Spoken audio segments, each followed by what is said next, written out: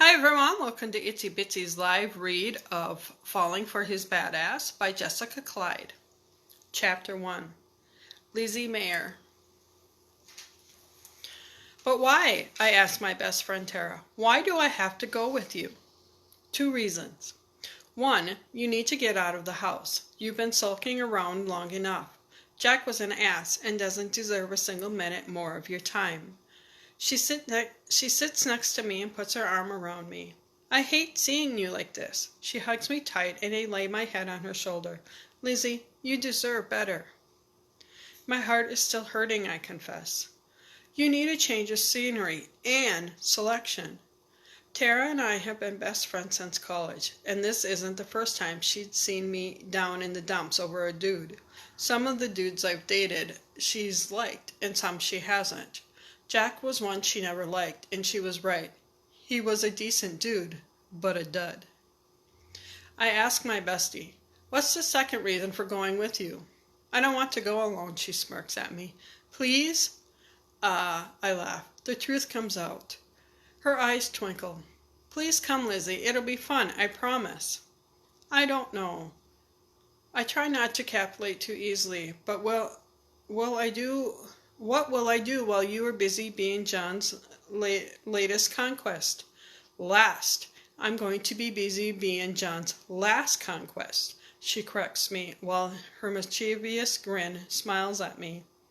I nod and reword my question. What will I do while you are being John's last conquest? Why don't you go to the Lost Boys dinner show? Tara, I hug her, knowing she is getting me out of my apartment a lot of thought, and that's an excellent idea. Then pick up my phone off the coffee table. If I can get a ticket, I'll come with you. She leans across the space and hugs me tight. You can. They aren't sold out Friday night. I laugh with her. You're the best. I know. 3 days later, Tara pulls up outside my apartment and my phone dings. I'm here. Do you need help? No, be right down. I grab my backpack, look around my apartment, then lock the door. When I slide into the front seat next to her, she flashes her cute smile and her eyes twinkle as she greets me. There's my beautiful bestie. Glad to see your happy faces back. I grin. No more jackasses for me. Let's go. Atta girl. She backs out of the parking spot and puts the car in drive, and we leave our small town for the city and John's house. Tara and John met 6 months ago at the medical center where she is a nurse. He's a pharmaceutical representative and was there pushing a new drug to a staff doctor. Tara barged in on their meeting to announce that the doctor's wife had been in a car accident and was being admitted to the emergency room. The doctor left Tara to handle the transition. She and John went out that night, and they've been dating ever since. During the miles and miles of interstate highway, Tara and I talk about my dating woes. So what advice for me this weekend?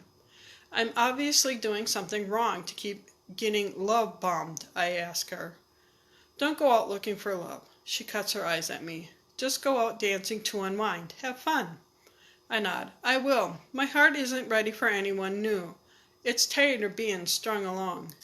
Lizzie, you have to stop worrying about finding the right guy. He's just going to show up. I cut my eyes at her. How am I supposed to know who he is? A lot of guys show up. Your heart will know, she states. I almost laugh at her, but I know she is serious, and I would never hurt her feelings. Even if a dude is really digging you, and he's a good catch, if your heart doesn't react... She cuts her eyes at me again. Not respond, but react as soon as you see him. Then he's not the one. I mull over her answer. I've been with dudes that stirred my heart, but was it a response or a reaction? Is that what happened with John? I study her. As good of friends as we are, she never told me how she felt the first time they met. Just a story of how they met. Did your heart react? She laughs. As soon as John smiled at me, my heart went nuts. I knew right then that if he asked me out, I was going to say yes. By the end of the transaction, I knew that if he didn't ask me, I was going to ask him. Wow! I'm surprised by her answer. Tara is a very reserved, shy person, and the fact that she intended to be so bold and ask him out shocks me. It was that fast?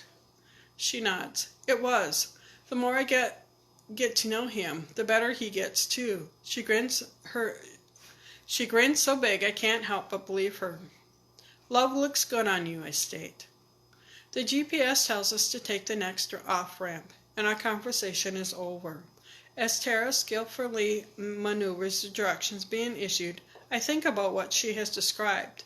I've never believed in love at first sight, but it seems too real. Tara and John are proof. The closer we get, the more excited she becomes and the brighter her star shines. But as soon as we turn onto John's street, we see a candy apple red Corvette parked in front of his house, and her status shifts from star to stalker in a split second. She blurts out, as if I have a clue, "Whose car is that?" "How should I know?" I blurt out too. "But it's a dope ride." She cuts scared eyes at me. "Maybe it's John's," I offer, but we both know it's not. He's not a vet kind of guy. He's a conservative, and guys who drive vets like to drive fast. Otherwise, what's the point? "It's not John's," she states for the record. She pulls into the driveway and tells me, "Don't shut your door when you get out, Lizzie. Just push it till it latches." "Seriously?" I look at her. She is on full bitch alert. "Do you think he's going to cheat on you when he knows you're coming for a visit?" "Take my word for it, Tara. They cheat when they don't know you're coming." She cuts her eyes at me, and her look says it all. She didn't tell John she was coming. "What the fuck, Tara? He doesn't know?" "He knows I'm coming, just not a day early. I was supposed to drive up tomorrow morning. I thought I would surprise him." She looks wide-eyed, and I realize this could go sideways quick. Tara is a redhead with a fiery temper and cheating scars. Oh dear Lord, I reach over and grab the steering wheel. No fucking way are we walking in unannounced. Beep beep, I smack the horn. She slaps my hand away, looking both scared and angry. "Lizzie, stop!" "No, John loves you." I smack the horn twice more. "He's done nothing to deserve jealousy. That's a leftover scar from Jimmy." We stare defiantly at each other for a couple of moments, and then she blinks. "Fine." Opens her door and gets out. Fine. I open my door as well, but before I can stand, the front door opens, and John's handsome mug appears on the front porch. His smile says it all. Tara is going to be his last conquest. "Bae!" he shouts and opens his arms. "Wow, what a wonderful surprise!" All doubt and jealousy disappear from Tara, and she runs to him, shining as brightly as before. When she arrives, she jumps into his arms, and he swings her around, while she showers him with kisses. I slowly close the car door and lean against it, watching them. I sigh. I want that. I want an all-consuming love, the kind of love that makes you crazy. When their lips finally unlock, they both turn to beam at me. I wave, laughing, happy they are together. "Hi, John." "Hi, Lizzie." John smiles as he sets her down, taking her hand and walking to the car. "I'm so glad you're here. This is perfect." He grins at me. "You can meet my little brother." "Little brother?" My eyes dart to stare at Tara. I am not babysitting. Tara catches my look, then playfully pushes him away. "Brother? I didn't know you had a little brother." "Yeah, he popped in last night, unannounced, on his way to a new assignment." He pulls her tight against him again. Tara's eyes glaze over as she slips her arm around his waist. He cuts his eyes at me and winks. "He's in the military." I smile sweetly at John as he releases Tara and walks to the back of the car to get our bags. "I'm not staying," I tell him firmly. "I'm just dropping her off. I have a ticket to catch the Lost Boys dinner show tonight. We've been dying to see it, and Jack wouldn't take me. Thanks for the offer, though, but I'll pass." He throws her bag over his shoulder and says as he closes the door, "You should reconsider. He's a really great guy." I smirk. "I'm sure he is, but I've made plans." I hold my hand out to Tara. "Keys, please." Tara shoves the keys down her jeans pocket while she frowns at me. Lizzie, don't be rude. At least come inside to meet him. She slips her hand back in John's and walks with him to the house. I bite my tongue and watch them whispering to each other, and I wonder if this was a conspiracy to hook me and his brother up. When she dangles the car keys, I sigh as I follow them. I can't go anywhere without these. I raise my voice so they can hear me. I can't stay long. I don't want to be late for the show. Tara looks back grinning and mouths to me. John's brother is a military man, Lizzie. How exciting. I mouth back, this better not be a setup. She grins, and I can't tell if it is or not. We walk into the house. I'm impressed with John's decor. It's not a bachelor pad, it's a home. He sets her bag down and points to the first floor bathroom. If you need to go potty, it's down the hall there. I make a beeline for it. When I return, John and Tara are in the kitchen preparing to make margaritas. He tells me, Brody's gone for a run. I look at my phone to check the time. I've only got a little time. Then I have to bug out. He nods, takes his phone out, and starts to text someone, who I assume is Brody, as he asks me, Margarita? I laugh. No thanks, I'm driving, remember? He chuckles and says, my little brother is a really great guy. I grin at that, pulling up a stool. I'm sure he is. If I don't meet him before I leave, I'll make sure to come back in time on Sunday to meet him before we go home. Tara asks if she begins mixing the margaritas. So tell us about your little brother.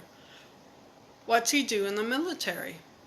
I have no idea what he does, and no idea where he does it, and no idea when he will have to do it, and no idea when he's done doing it and will come home.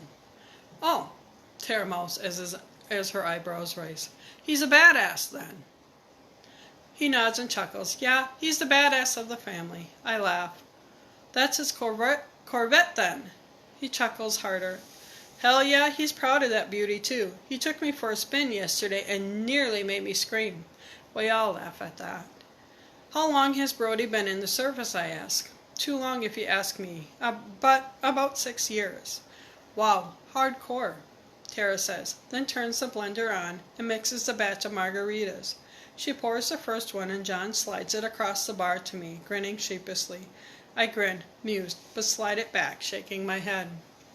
Tara play slaps him. Lizzie will never forgive you if you keep trying to hook her up.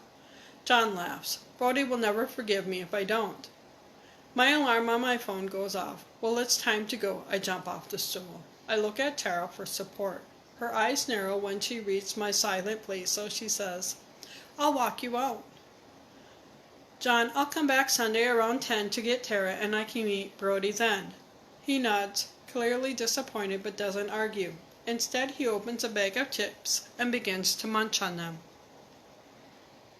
Tara and I walk into the foyer. I wish you... Her voice drops off when we hear tapping on the patio door. Then John walking across the tile floor. I grab Tara's arm and drag her out the front door. She doesn't say a thing until we are standing by her car.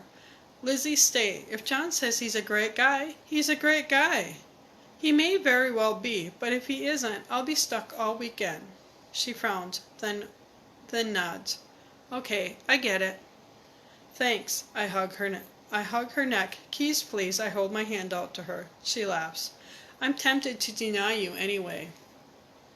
I snatch them out of her hand, then run around to the driver's side. She shakes her phone at me. I'll text you if he's hot and you can come back early. Deal, I say, as I slide behind the wheel. Have fun, she yells as I pull off. I throw my hand up and escape. Thank you for listening to this portion.